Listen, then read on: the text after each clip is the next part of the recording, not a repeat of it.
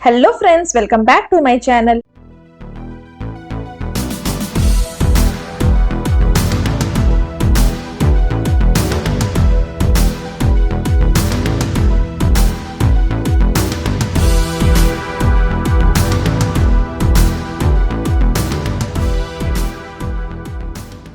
Part 28 के starting में हमें दिखाया जाता है कि तांघाई जीन से बोलता है कि अगर तुम्हारे पास पैसे नहीं है तो मैं तुम्हें देने के लिए रेडी हूँ, लेकिन जीन मैं हाथ जोड़कर तुमको बोलता हूँ कि प्लीज तुम यहाँ से चली जाओ मास्टर जुओ के पास। अब तुम दोबारा मत आना, उन्हें इतनी तकलीफ और मत दो। मैं उनका भाई हूँ, मैं उनकी ये तकलीफ नहीं देख सकता हूँ, तुम प्लीज संघाई छोड़ करके चली जाओ। तो जीन बोलती है कि नहीं, मैं संघाई छोड़ करके नहीं जा सकती हूँ, मुझे यहाँ पे बहुत सारे काम करने हैं। तांघाई बोलता है कि मैं तुमसे अच्छे से बोल रहा हूँ, तुम सेकंड मास्टर को देखने के लिए अब दोबारा कभी मत आना। और ये बोल करके वो वहां से चला जाता है। उसके बाद यहाँ पर जीन अपने मन में सोच रही होती है कि क्या मैंने सच में कुछ गलत कर दिया, वो ब्रेसलेट जुओ के लिए सच में इतना ज्यादा इंपॉर्टेंट था। उसके बाद हमें सीन में दिखाया जाता है कि दूसरा दिन होता है और जीन जो है वो जुओ के घर जाती है। तभी वहां पर तांघाई आता है और बोलता है कि मैंने तुम्हें मना किया था ना यहाँ पर आने के लिए, तुम यहाँ पर क्या करने के लिए आई हो। तो जीन बोलती है कि प्लीज वो ब्रेसलेट मुझे दे दो। तो तांघाई बोलता है कि तुम्हें क्यों चाहिए वो ब्रेसलेट, मैं नहीं दूंगा, चलो जाओ यहाँ से। और ये बोल करके वो वहां से चला जाता है। उसके बाद ये सारा जुओ का सेकंड साथी है वो देख रहा होता है। तभी वो जीन के पास जाता है और बोलता है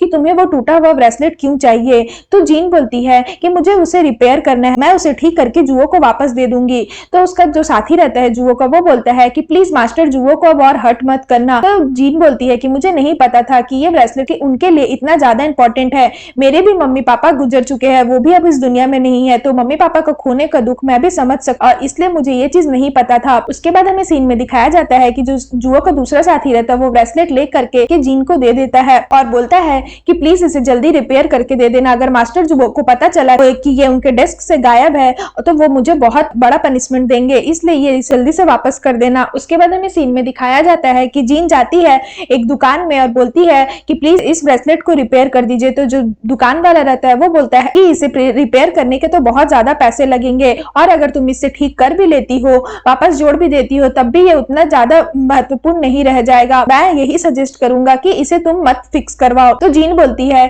कि नहीं, जितना पैसा लगेगा मैं आपको दूंगी, पर प्लीज इस ब्रेसलेट को जोड़ दीजिए। उसके बाद हमें सीन में दिखाया जाता है कि जुओ को थोड़ा सा डाउट होता है कि उसके रूम से कुछ छेड़खानी की गई है। तो वो जैसे ही अपना डेस्क खोल के देखता है, वो देखता है कि उसका ब्रेसलेट वाला डब्बा गायब है। तभी वो अपने साथी लोग को बुलाता है और उसका जो दूसरा साथी रहता है वो बोलता है कि मुझे माफ कर दीजिए मास्टर जुओ, मैंने ही आपका वो ब्रेसलेट लिया था। तो जुओ बोलता है कि ठीक है, बताओ वो कहाँ पर है। तो उसका दूसरा साथी मना कर देता है, बोलता है कि सॉरी, मैं आपको ये चीज अभी नहीं बता सकता। मास्टर, अगर आप मुझे पनिश करना चाहते हैं तो मैं आपकी पनिशमेंट लेने के लिए रेडी हूँ, बट आपको मैं ये चीज नहीं बता सकता कि वो कहाँ पर है। तभी जुओ अपने ड्राइवर को बोलता है कि इसे तुम मारो मेरे बदले, और फिर वो उसे पनिशमेंट देता है। तभी वहां पर जीन आ जाती है और बोलती है कि प्लीज इनको मत मारो, ये ब्रेसलेट मैंने लिया था, मैंने ही इनसे मांगा था ये ब्रेसलेट ताकि मैं इसे तुम्हें रिपेयर करके दे सकूं। मैंने अपना जितना पैसा था सब लगा दिया, और लो, मैंने तुम्हारा ब्रेसलेट ठीक भी कर दिया, बट ये इतना ही रिपेयर हो सकता था, इससे ज्यादा ये नहीं रिपेयर हो सकता था। उसके बाद जुओ बोलता है, क्या जब तुम कुछ चीज तोड़ देती हो तो वो वापस सही होता है,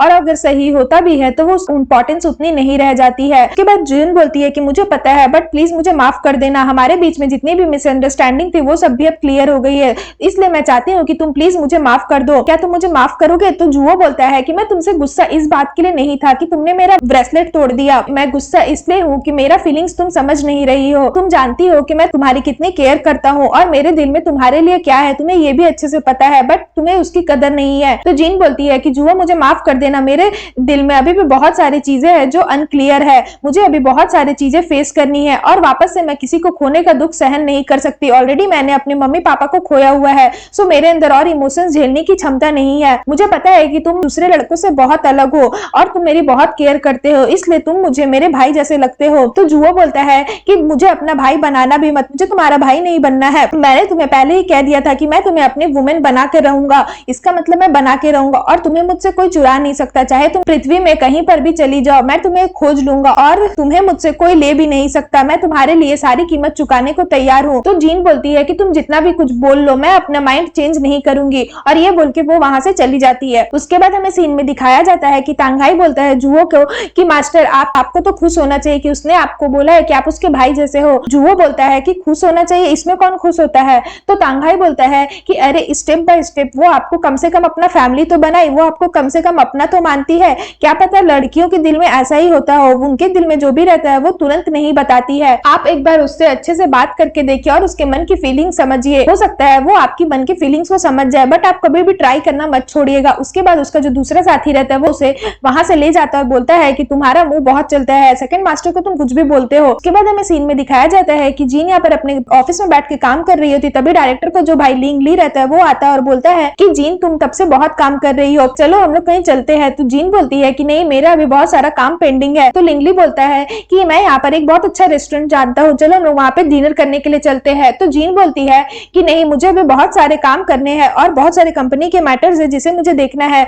तुम जाओ मैं आती हूँ। उसके बाद वो बोलता है कि एक मिनट सुनो। तो जीन बोलती है नहीं नहीं मैं चलती हूँ, मुझे बहुत सारे काम है, ये बोल के वो वहां से चली जाती है। उसके बाद यहाँ पर जीन सोचती है कि ये कितना ज्यादा चिपकू है, फॉरेनर्स लोग सच में लगता है बहुत ज्यादा चिपकू होते हैं, शायद इसलिए मेरे मम्मी पापा ने मुझे अब्रॉड नहीं भेजा पढ़ने के लिए। उसके बाद बोलती है नहीं अब मैं वापस अंदर नहीं जाऊंगी, अंदर जाऊंगी तो ये फिर से मेरा माथा खाएगा। उसके बाद हमें सीन में दिखाया जाता है कि वहां से एक लड़की जा रही होती है, तो जीन उसे बोलती है कि तुम ये जाके प्लीज लिंगली को दे देना और उन्हें थैंक यू बोलना। तो वो लड़की बोलती है कि ठीक है। उसके बाद वो लड़की उस जीन पेपर दी रहती है वो ऊपर रख देती है, बट वो पेपर हवा से उड़ जाता है और वो नीचे गिर जाता है। यहाँ पर जो लिंगली रहता है वो बहुत देर से जीन का वेट कर रहा होता है कि वो अब आके उसका काम का जो पेपर है वो देगी, बट वो नहीं आती है। यहाँ पर वो बैठ के सोच रहा होता है कि जीन अभी तक आई क्यों नहीं। तभी उसे कुछ आवाज सुनाई देती है, तो वो उस आवाज के पीछे जाता है और जैसे ही गेट खुलने जाता है तभी वहां पर डायरेक्टर आ जाती है और बोलती है कि तुम यहाँ क्या कर रहे हो। तो उसका भाई बोलता है कि मुझे यहाँ से कुछ आवाज सुनाई दी, इसके अंदर कोई है क्या। तो उसकी जो डायरेक्टर रहती है बोलती है कि बहुत लेट हो चुका है, तुम्हें नहीं लगता कि तुम्हें अब घर जाना चाहिए, तुम यहाँ पर कर क्या रहे हो। उसका भाई बोलता है कि नहीं मुझे यहाँ से आवाज सुनाई दी इसलिए मैं देखने आया, वरना मैं घर ही जा रहा था। तो उसकी डायरेक्टर बोलती है कि नहीं तुम्हें कुछ गलत आवाज सुनाई दी होगी। उसका जो भाई रहता है वो बोलता है कि नहीं जरूर इसके अंदर कुछ सीक्रेट है, मैं इस रूम के अंदर जाके रहूंगा। तो उसकी डायरेक्टर गुस्सा हो जाती है और बोलती है कि मैंने कहा यहाँ से जाओ तो तुम जाओ और यहाँ पर कभी मत आना। उसके बाद वो वहां से चली जाती है। उसके बाद हमें सीन में दिखाया जाता है कि दूसरा दिन होता है और यहाँ पे लिंगली जो है वो जीन के साथ खाना खा रहा होता है। तो वो उसे तो बोलता है कि कल मैंने बहुत वेट किया, तुम आई क्यों नहीं। तो जीन बोलती है कि कल आपने बहुत ज्यादा देर वेट किया, आप कब तक थे कंपनी में। तो वो बोलता है मैं रात भर था।